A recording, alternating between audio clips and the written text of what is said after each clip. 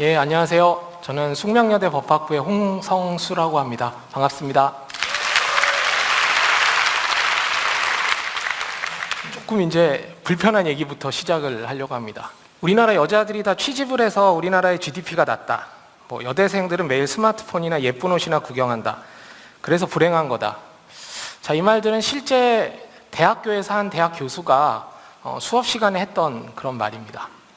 김치녀나 된장녀 같은 말들은 아마 인터넷에서 여러분들 많이 들어보셨을 법한 그런 말이고요. 그 다음에 이런 말도 있습니다. 착한 한국인도 나쁜 한국인도 다 죽여라. 바퀴벌레 조선인들을 몰아내자. 이 구호는 일본의 반한 단체가 조선인 밀집 지역에 가서 시위를 하면서 외쳤던 그런 구호입니다. 조금 강도가 높고 심각해 보이죠. 또 뒤에 보이는 사진은 한 대학에 걸렸던 그 현수막인데요. 지금 찢겨져서 잘 글씨가 안 보입니다. 원래 뭐라고 써져 있었냐면 관악에 오신 성소수자, 비성소수자 여러분 환영합니다. 이런 내용이 적혀 있었는데 그걸 밤에 누가 예리한 칼로 찢어버리는 겁니다. 이 지금까지 제가 보여드린 이 세 가지 사례를 저는 혐오 표현이라고 하는 키워드로 여러분들과 함께 말씀을 나누고자 합니다. 혐오 표현이라는 말은 최근에 언론지상에서도 많이 보도가 됐기 때문에 여러분도 익숙한 말일 수도 있을 것 같은데요. 정작 그 정확한 의미에 대해서는 또 오해가 있기도 한 것 같습니다. 혐오 표현의 혐오는 누군가를 싫어한다는 뜻이죠. 근데 이것은 막연히 싫어한다는 감정을 뜻하는 건 아니고요. 소수자를 차별하거나 배제하려는 의도를 가지고 있는 또 그런 효과를 내는 말을 뜻합니다. 특히 이제 혐오 표현이 문제되는 것은 소수자를 향하기 때문에 혐오 표현이 문제가 되는데요. 여기서 소수자는 사회적 권력, 정치적 권력이 열세인 집단이고 대개는 숫자도 작습니다. 물론 예외적으로 여성같이 숫자가 어느 정도 됨에도 불구하고 오랜 기간 동안 차별을 받아온 그런 집단도 우리가 소수자로 분류를 합니다. 그래서 여성이나 장애인, 이주자, 또 성소수자 등이 대표적인 그 소수자 집단으로 분류를 하고 있고요. 이 소수자들은 과거로부터도 차별을 받아왔고요. 또 지금도 차별을 받고 있고 또 앞으로도 차별을 당할 가능성이 높은 그런 집단입니다. 그래서 소수자를 혐오하는 것은 특별한 의미를 갖고 있습니다. 왜냐하면 어떻게 보면 농담처럼 들릴 수 있는 말도 이 소수자들에게는 다르게 들릴 수 있기 때문이죠. 제가 예를 한번 들어보겠습니다. 파란 옷을 입은 친구한테 난 파란 옷이 참 싫다라고 이야기하면 어떨까요? 좀 예의가 어긋나는 말일 수는 있겠지만 그게 그렇게 대단한 말은 아닐 겁니다. 그냥 너나 잘 입고 다녀라 이렇게 쏘아 붙이면 어떻게 보면 문제가 해결될 수 있습니다. 근데 지금 뒤에 보여드리는 그림이 이제 차도르를 두르고 있는 여성인데요. 이런 무슬림 여성에게 난 차도르가 참 싫더라 라고 얘기했다면 어떨까요? 약간 느낌이 좀 다르죠. 파란 옷하고는요. 자, 뭐가 다른지가 중요합니다.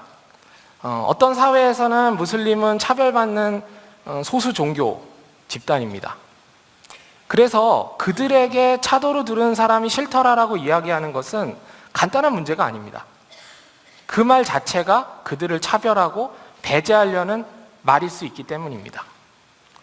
그것이 바로 파란 옷하고는 조금 다른 뉘앙스로 비춰질 수밖에 없는 부분이고 무슬림들이 그런 말을 들었을 때 파란 옷을 입은 사람과는 달리 민감하게 반응할 수밖에 없는 이유이기도 합니다. 아까 제가 바퀴벌레 조선인을 몰아내자 이런 말도 소개를 드렸는데요. 만약 그 표현도 한국의 한 대학에 그런 대자보가 붙었다면 어떨까요? 이건 그냥 하나의 해프닝 정도일지 모릅니다. 근데 똑같은 말이 일본의 한 대학에 붙었다라고 하면 얘기가 완전 달라지겠죠. 그 대학에 다니는 한국인 학생은 굉장한 공포를 느낄 겁니다.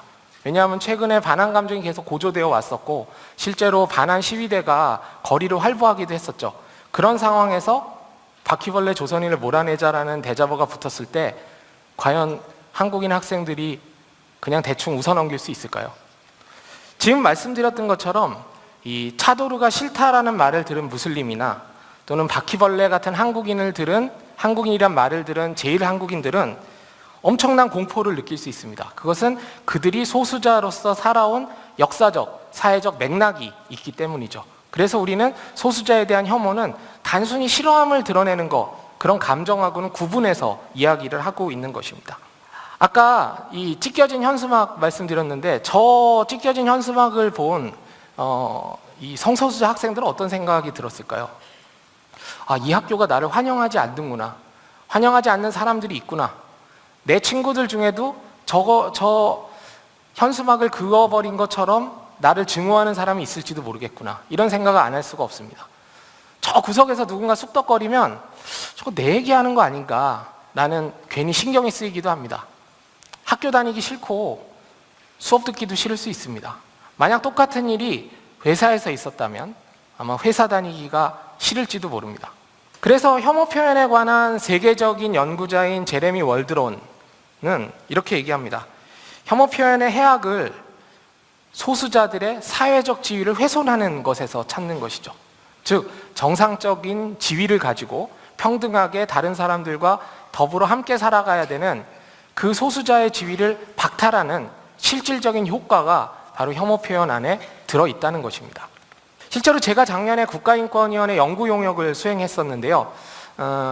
실제로 혐오 표현에 노출된 이후에 소수자들이 어떤 감정 심리 상태에 놓이는지를 한번 조사해 봤습니다.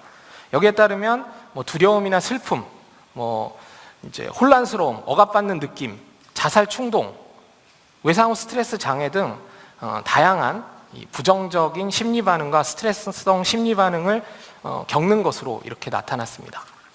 또 저희가 조사한 대부분의 그 혐오 표현 피해자들은 지금 보시는 것처럼 직장을 사직하거나 학교를 그만두거나 휴학을 해야 되는 등 정상적인 생활을 할 수 없었던 것으로 나타나기도 했습니다. 아까 제가 월드론 말씀을 드렸지만 월드론 교수가 이야기하는 것처럼 정상적인 사회생활을 하기 어려운 상태에 놓인다는 뜻이겠죠. 자, 혐오 표현은 영어로 hate speech입니다. hate란 말은 사실 굉장히 강한 뉘앙스의 말이고요. 영어에서도요. 한국말에서도 혐오라는 말은 상당히 강한 그런 뉘앙스를 가지고 있습니다. 근데 그렇다고 해서 우리가 반드시 수위가 높은 표현만 혐오 표현이라고 하는 건 아닙니다. 아까 이제 제가 처음 보여드렸던 사례에서 우리나라 여자들이 다 취집을 해서 우리나라 GDP가 낮다 이런 말을 어떤 교수가 했다고 말씀드렸는데 그 교수한테 이거 좀 부적절하지 않습니까? 라고 만약 항의를 하게 되면 그분은 그럴 겁니다. 아, 여학생들이 걱정돼서 한 말이다. 하지만 혐오 표현은 그 사람, 말한 사람의 의도와는 사실은 별반 상관이 없습니다. 그 말이 가지고 있는 효과가 중요합니다. 무슨 의도로 했건 그런 말들이 반복되게 되면 여성들은 원래 그런 거다라고 하는 부정적인 이미지를 갖게 됩니다. 위로 만들어버리는 그런 효과를 가지고 있습니다. 처음에는 좀 이상하다, 저게 말이 되나 이런 생각이 들지 모르겠지만 계속 노출되다 보면, 그런 말들을 계속 듣다 보면 어느 순간 사실로 둔갑해버리는 거죠. 일상적인 차별에 노출되어 있던 여성들은 바로 그런 점을 민감하게 생각하기 때문에 사실은 아무리 수위가 낮은 말도 설사 농담이라고 할지라도 그냥 지나쳐서 넘어갈 수가 없었던 것이죠. 예전에 있었던 강남역 여성 살인 사건도 마찬가지입니다. 이 사건 후에 많은 여성들이 강남역에 가서 노란 쪽지를 이렇게 달고 또 나는 우연히 살아남았습니다 이런 쪽지를 달기도 했습니다. 자신이 죽은 건 아니지만 내가 살아남은 건 우연이었을 뿐이다. 자신들도 언제든지 그렇게 살해당할 수 있다라는 공포심을 갖게 된 것이죠.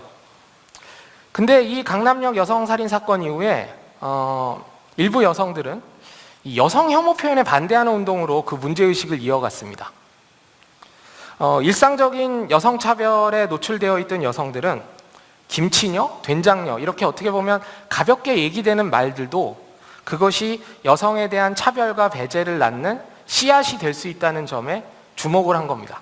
그것이 여성을 대상화하고 또 종속화된 존재로 만들기도 하고요. 심지어는 이 데이트 폭력이라든가 성폭력으로 이어지기도 하고 또 극단적으로는 저렇게 강남역 여성 살인 사건 같은 폭력 범죄로 이어지기도 한다는 사실을 인지했기 때문입니다. 죽여라, 몰아내자 이런 말들만 위험한 게 아니라 김치녀, 된장녀 같은 말에도 그런 위험성을 내포하고 있다라는 것이죠. 이렇게 혐오 표현은 단순히 싫어하는 감정과는 구분되는 일종의 사회적 문제입니다. 그래서 세계 각국에서는 이렇게 많은 나라들이 혐오 표현에 대한 금지 규범을 가지고 있습니다. 미국 정도가 좀 예외라고 할 수 있는데 미국은 혐오 표현 금지법은 없지만 고용이라든가 서비스라든가 공공 영역에서는 혐오 표현을 규제합니다. 일본도 약간 예외적이었는데 작년에 혐오표현 해소법이라는 법을 통과시켰습니다. 이제 이름을 알만한 민주주의 국가 중에서 혐오표현을 전혀 규제하지 않는 나라는 어떻게 보면 한국만 남았다라고 해도 과언이 아닌 상태가 됐습니다. 우리도 어떤 식으로든지 국가적 차원의 법적 조치가 요청되고 있는 그런 상황입니다. 하지만 혐오표현을 법으로 규제한다고 해서 문제가 다 해결되는 것은 아닙니다. 어차피 법은 모든 혐오표현을 다 형사처벌할 수는 없거든요. 좀 수위가 높은 증오선동에 해당하는 바퀴벌레 조선을 몰아내자 이런 혐오표현은 규제할 수 있지만 사실 일상에서 벌어지는 수위가 낮은 그런 표현들까지 전부 규제하기는 어려움이 있습니다. 하지만 아까 말씀드렸던 것처럼 혐오표현은 표현 수위가 낮다고 해서 그 해악의 정도가 반드시 낮은 것은 아닙니다. 그래서 우리는 법도 필요하지만 법에만 의존하지 않는 또 다른 전략이 필요합니다. 저는 혐오 표현을 이 코너에 몰아야 된다라는 말을 종종 하거든요. 뭐냐 하면 거리에 나가서 혐오 표현을 막 하는 사람을 다 우리가 일망타진할 수는 없지만 최소한 방송에서는 나오지 못하게 해야 되지 않을까요? 또 대학이나 고등학교에서 교사나 교수가 혐오 표현하는 거 이런 것은 규제해야 되지 않을까요? 또 공무원이 공무 수행 중에 하는 혐오 표현 이것도 얼마든지 규제할 수 있을 겁니다. 그러니까 모든 혐오 표현을 다 우리가 규제할 수는 없어도 최소한 특별히 문제가 되는 특정한 맥락에서 특정한 사람이 말하는 혐오 표현만큼은 규제할 수 있고 또 규제해야 된다라는 것입니다. 일상생활에서의 실천도 중요합니다. 사실 주위에서 농담식으로 여성이나 소수자를 향해서 혐오 표현 하시는 분들 많이 있는데 이제 하나하나 따지고 또 항의하고 사과를 요구하고 이렇게 문제를 해결해 나갈 필요가 있습니다. 그것을 혐오 표현 연구자들은 대항 표현이라는 이름을 붙였습니다. 그러니까 혐오 표현에 대항해서 혐오 표현을 무력화하는 일상의 실천을 의미하는 것이죠. 사실 혐오 표현의 목적 중에 하나는 소수자들을 고립시키는 거거든요. 근데 대항 표현은 그 구도를 거꾸로 만드는 겁니다. 소수자들과 연대해서 거꾸로 혐오 표현을 말하는 사람들을 고립시키는 것이죠. 경우에 따라서는 정치 지도자나 또 사회 지도자가 적절한 입장을 밝히는 것이 굉장히 중요한 그런 경우도 있습니다. 아까 찢겨진 현수막 보여드렸죠? 근데 며칠 후에 이 현수막이 이렇게 복원이 됐습니다.